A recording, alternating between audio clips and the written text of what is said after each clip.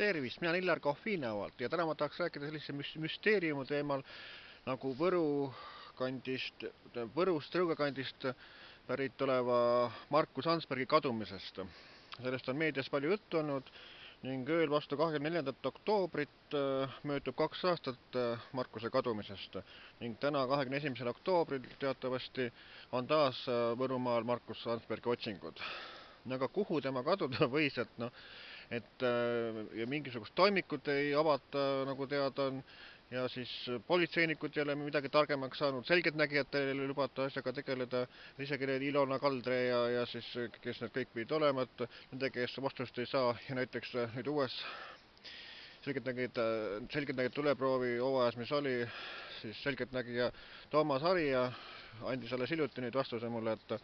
et Eestist ta välja nagu läinud ei ole, ta peab Eestimaa pinnal olema, kuigi Inno ja Irja kohvikus arvati seda, et kuna Markus Ansberg oli kunagi võtnud Facebookis sõna, et ta unistab nagu Venemaast, ja ema olevat ka veel seal kuskil piirivalves tööl olnud, nii et äkki ta võis minna hoopis Venemaale Eestimaalt ära.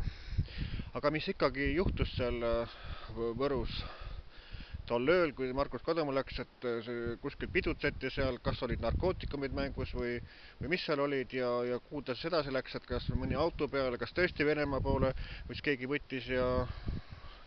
siis mõrvas ta ära ja viskas kuhugi, nagu on arvatud, mingi hüdroelektrijaama juurde või kust kohta sinna, et need märksõnad, mida on kommenteeritud, need tuleks kõik üle vaadata, et milleks siis muidu ühte samuseid kohtasid otsida, kui sealt nagu nii mingisugust tolku ei ole, et vaadata tuleks ikka neid kohti ühesõnaga, mis on nagu vihjeid antud.